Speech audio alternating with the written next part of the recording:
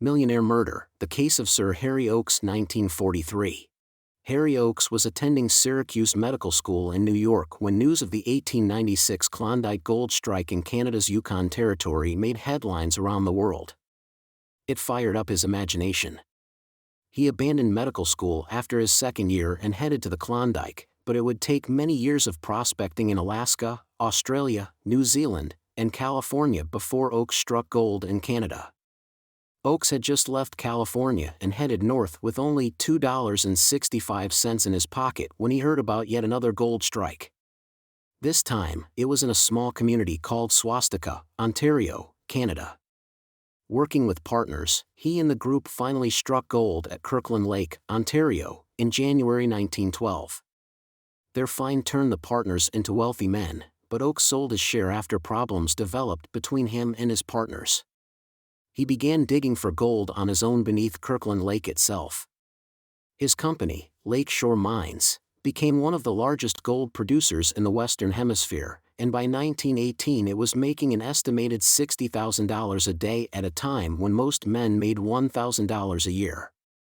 Oakes became the richest man in Canada and built a mansion overlooking the Lakeshore Mine and a private golf course. Oakes was on a world cruise in 1923 when, at the age of 48, he met and fell in love with 24-year-old Eunice McIntyre, who was traveling to England from her native Australia. The couple married in Sydney, Australia, on June 30, 1923, and settled in Kirkland Lake. If you like my story, like it and subscribe it. They had 3 sons and 2 daughters. The following year, Oakes gave up his American citizenship and became Canadian, but Canada's rising income taxes made Oakes unhappy with his adopted home. During a trip to Palm Beach, Florida, prominent Bahamian real estate agent Harold Christie told Oakes that the Bahamas had no taxes. The millionaire moved his family to Nassau in the late 1930s and became a Bahamian citizen. His wealthy neighbors and acquaintances included the Duke of Windsor, who had become the governor of the Bahamas after renouncing the British throne in 1936 to marry American divorce Wallis Simpson. Oakes built himself several large homes, the British Colonial Hotel, and a beachfront golf course, and also launched an upscale country club and his own airline. The construction boom that he created made him powerful because it generated jobs and resulted in higher wages locally. Oakes also built a new wing for the Nassau Children's Hospital, gave free transportation to his employees for their work commute, and provided milk to their children. His generosity landed him a knighthood from King George VI in 1939. Shortly after Oakes's eldest daughter Nancy turned 18, she secretly married 33-year-old Count Marie Alfred Foucaroz de Marigny on May 19, 1942. She had met the twice-divorced native of Mauritius at a dance in Nassau where they both lived. De Marigny, who preferred the nickname Freddie, was known for his playboy lifestyle. He owned a racing yacht called Concubine. Oakes and his wife were not pleased about their new son-in-law, but they did their best to accept him. De Marigny's lifestyle, however, would become a source of conflict with Oakes and lead to a public spat. Tension ran high, and this drove a wedge between Nancy and her parents. She wrote a letter to her mother on May 26, 1943, insisting that her husband be accepted as a member of the family. If she had to choose between her husband and her mother, she would choose her husband, she said. Less than 2 months later, July 7, 1943, dawned a hot and humid day. Lady Oakes was at the family home in Bar Harbor, Maine, to escape the stifling heat. Their children were traveling, de Marigny was busy at his new chicken farm, and Sir Harry planted trees on his estate near the Bahamas Country Club in Nassau that afternoon. Then he made a date with Harold Christie and newspaper editor Etienne Dupuc to see his 1,500 newly arrived sheep. He also confirmed plans to play golf with the Duke of Windsor the following day. Oakes intended to join his wife in Bar Harbor on July 9. Oakes played tennis with Christie at 5 p.m. before they went back to his home for cocktails and dinner.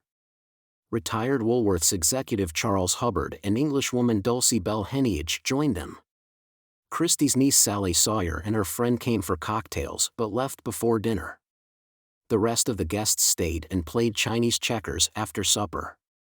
Hubbard drove Heneage home at about 11 p.m. Christie and Oakes stayed up and chatted for another half hour. The multimillionaire miner was reading a newspaper in his bedroom when Christie went to the guest room that separated Sir Harry's by another bedroom and a bathroom. Christie climbed into bed and read a copy of Time magazine for another half hour before he turned out the light and went to sleep. He was wakened only by the sound of buzzing mosquitoes and a fierce rainstorm with high winds and blowing rain that passed through Nassau in the early hours of July 8. Christie later said that he didn't hear anything unusual during the night. Christie woke up and noticed that Oakes was not on the balcony where he normally ate his breakfast. He went to the door of Sir Harry's bedroom. "Hi Harry," he said, but there was no response. Christie opened the door and stepped inside. Oakes was lying on his back, sprawled diagonally across his bed. His skull had been fractured by an object that left 4 triangular indentations around his left ear. Blood had dripped across his face.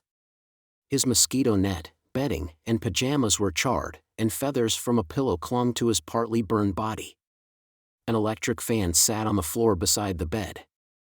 In the pre-dawn hours of July 8, 1943, Sir Harry had been brutally murdered in his bedroom. He had been lying face down when he was struck, but either rolled over or someone turned him onto his back.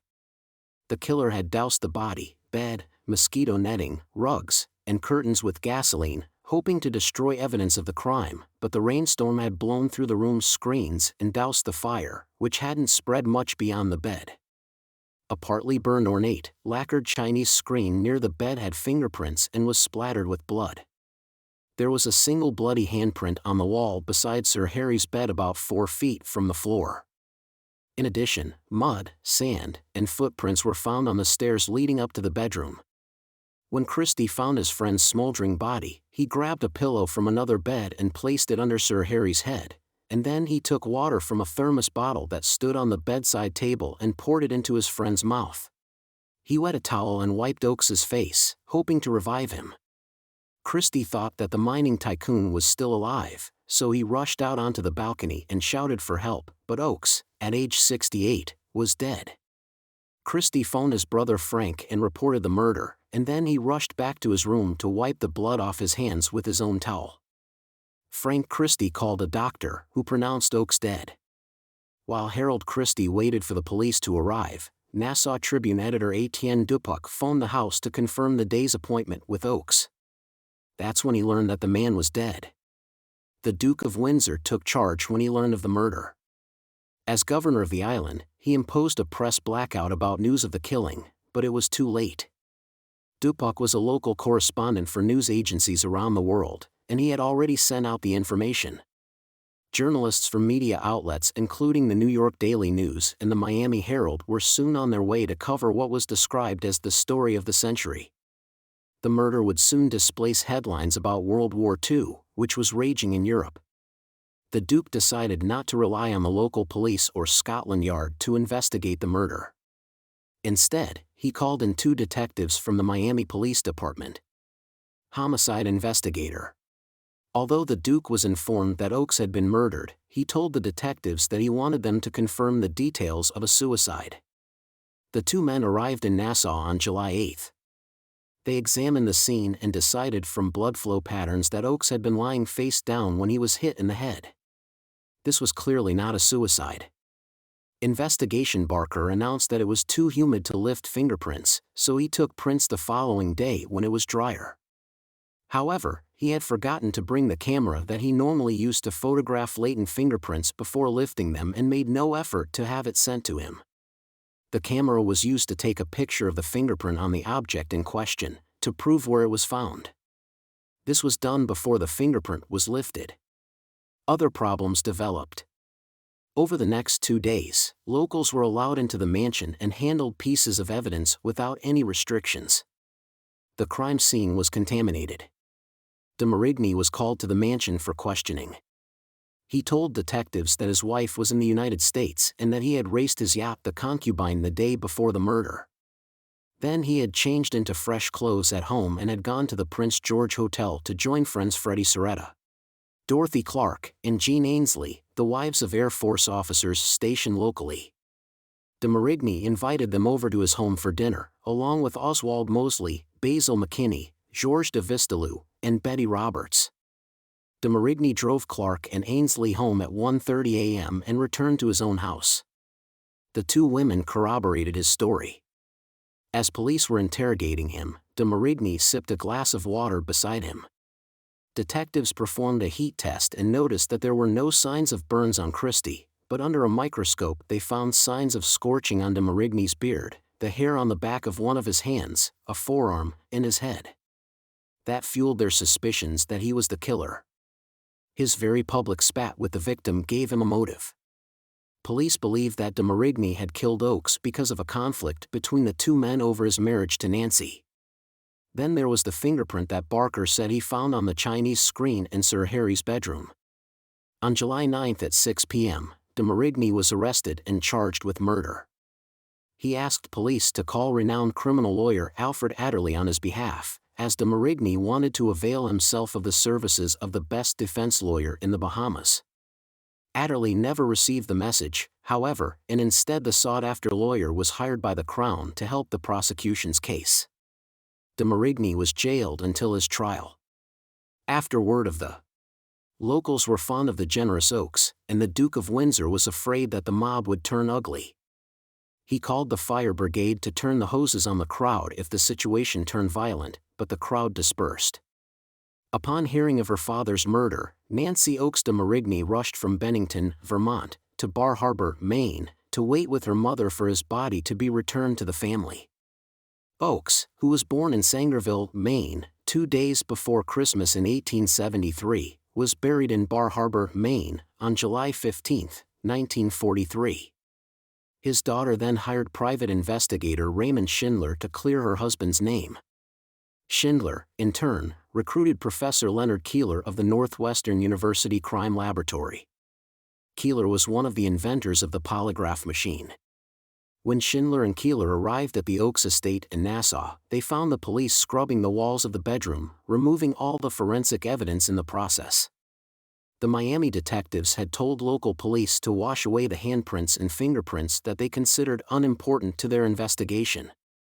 The evidence could be cleaned off, they explained, because those prints did not match those of the accused. The bloody handprint that had been found beside Oakes's bed was already gone, and its owner would never be identified. Barker took photos of the scene, including the handprint.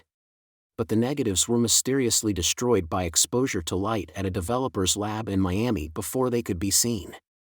Schindler suspected that there was an official cover-up behind the death to frame de Marigny and protect the real killer. The detective's telephone line in Nassau was bugged. When he pretended to arrange a meeting with a supposed informant, 2 carloads of policemen turned up at the location and scoured the scene. However, Schindler and Keeler never identified a suspect in the Oakes murder. Meanwhile, lawyers were preparing to plead de Marigny's case in court. The Crown's evidence rested largely on a fingerprint and the singed hairs. The preliminary investigation in Magistrates' Court opened a week after de Marigny's arrest. It was repeatedly adjourned, and dragged on into August. A trial date was set for the fall. Dr. Ulrich Oberworth checked de Marigny for burn marks or signs of singeing to the arms, hands, body, and beard, but found nothing. He later admitted that he had not used a microscope the way the Miami detectives had. In the hours before the trial opened on October 18, 1943, in Bahamian Supreme Court, members of the public lined up outside to make sure that they managed to get a seat to watch the proceedings. Throughout the duration of the trial, people from Nassau crowded into the courtroom each day to watch the case, sometimes sitting 2 to a seat. Newspapers and wire services sent reporters from the United States to cover the sensational case. The case was heard before Sir Oscar Daly, Chief Justice of the Bahamas. Attorney General Eric Halleman led for the Crown, assisted by Sir Alfred Adderley, the very lawyer that de Marigny had tried to hire when he was first arrested. Godfrey Higgs led de Marigny's defense team. De Marigny sat in the prisoner's box and pleaded not guilty to the charges against him. Harold Christie testified that on the night of July 7, 1943, Oakes had entertained several guests, including 2 neighbors, until about 11 p.m. Christie and Oakes continued to chat and then they went to bed half an hour later. Christie found Oakes's body the next morning. Higgs suggested that Christie might be the murderer. Captain Edward Sears was superintendent of the Bahamas police force. He said that he had seen Christie riding through downtown Nassau at midnight on July 8 in a station wagon driven by an unknown person. He believed that the vehicle had come from the Nassau waterfront. A night watchman had said that he saw a powerboat offloading 2 men that night, 13 miles from Oakes's residence. The nocturnal activity was an unusual occurrence. The men later returned and were taken away by boat. However, jurors never heard the watchman's story, as the defense was informed that the witness had reportedly drowned before the trial. The spot where Sears had seen Christie was directly on the route between Oakes's Westbourne home and Prince George's Wharf, where the boat that was said to have left 2 men would have been moored. Christie owned a station wagon, but he claimed that he never left the house the night of the murder. Dr. Lawrence Fitzmaurice had performed the autopsy. He said that a heavy blunt object had been used to crack Oakes's skull and left triangular-shaped wounds. Defense witness Dr. Hugh Quackenbush estimated the time of death at between 2 a.m. and 5 a.m. He pointed out that the mattress was still smoldering when he examined Oakes on the morning of July 8, 1943. Then the Crown presented their key witnesses, Detectives Barker and Melchin, but the case did not go as planned. They couldn't seem to agree on just when they became aware of de Marigny's fingerprints at the crime scene. Barker said that he found them on July 9. At a preliminary hearing, Melchin had said that he wasn't aware of the match until July 19 or 20. During the trial he said that Barker didn't mention it until Oakes was buried on July 15. Melchin also first testified that he interviewed de Marigny between 3 p.m. and 4 p.m. on July 9. 2 Bahamian police officers corroborated the story, but a police lieutenant swore that de Marigny had left the interview at 2 p.m. Melchin said under oath that he had made a mistake, but he did not explain why 2 police officers supported the first version of his story. Was it really an error? Melchin also said that Sir Harry had staggered into the hall before being dragged back to his room. When medical evidence indicated that Oakes never got out of bed, Melchin retracted his story. He confessed that he had not analyzed the material that was used to light the fire in the bedroom. He also failed to measure some handprints on the wall of the victim's bedroom. Then Captain Barker took the stand. As his testimony progressed, it became apparent that the supervisor of the police criminal lab in Miami had done a less than stellar job. Fingerprints are normally dusted with powder, photographed, and then lifted with cellophane tape. This process preserves the latent print at the scene. Barker had used a rubber gum to lift the print, which removed it entirely from the original surface. He also admitted that he did not think he had dusted the thermos or the water glass or the lampshade in Oakes's bedroom, nor the stairway in the hall.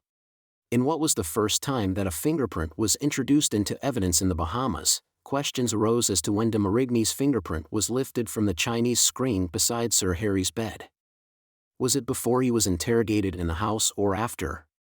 Print was lifted from the Chinese screen beside Sir Harry's bed. Was it police officers agreed that it was done before de Marigny had access to the room, but discrepancies about the timing of de Marigny's interrogation cast suspicion on Barker's story? Once the correct time was established, it became clear that it was possible for de Marigny to have touched the Chinese screen the day that he was questioned rather than during the murder.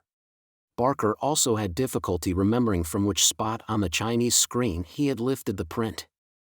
The defense team alleged that the print came from the water glass de Marigny was handed when he was interrogated at Westbourne, and not from the screen. Higgs claimed that Barker didn't find de Marigny's fingerprint at the scene. He merely lifted it from a water glass after the police interrogation and claimed to have found it at the scene. Barker's credibility was destroyed. Dorothy Clark and Jean Ainsley each took the stand for the defense. They testified that de Marigny drove them home at 1:30 a.m. in the early hours of July 8. De Marigny told the court that he went straight home afterwards. He explained that he had burned his beard and forearms while lighting a candle. In his closing arguments, Higgs accused witnesses for the prosecution of perjury. The Miami detectives had either seriously bungled the case or destroyed some evidence and fabricated other evidence in an effort to frame de Marigny. The jury began deliberating on November 1, 1943, after a 2-week trial. Less than 2 hours later, they acquitted de Marigny. He was jubilant. The threat of the hangman's noose had been lifted. The jury also recommended that the Mauritian-born de Marigny be deported from the island. Lieutenant Colonel R. Erskine Lindop was the Bahamian police commissioner when Oakes was murdered. When he had refused to charge de Marigny, the Duke of Windsor transferred him to Trinidad. 8 years later, Erskine Lindop told a journalist that a suspect in the case broke down under cross-examination. He did not name the person, but he did say that the killer continued to move about in high society after the trial. After the acquittal, Bahamian authorities did not spend much time pursuing the investigation further. U.S. President Franklin D. Roosevelt offered the Federal Bureau of Investigation Services to help solve the case, but the Duke of Windsor refused the offer. Schindler's proposal to assist in an investigation was also rebuffed. De Marigny left the island, and his marriage to Nancy Oakes was later annulled. A man called Frank Marshall had approached Christie and said that he represented a group of American businessmen. The businessmen included gangsters Meyer Lansky and Charles Lucky Luciano. The Duke had already allowed gambling on the island for a limited part of the year. It is possible that Oakes may have opposed the idea because he didn't need the money that the influx of tourists would generate, and he would have more to lose from sharing his island. However, the only person who knew for sure is the one who murdered the millionaire. If you like my story, like it and subscribe it.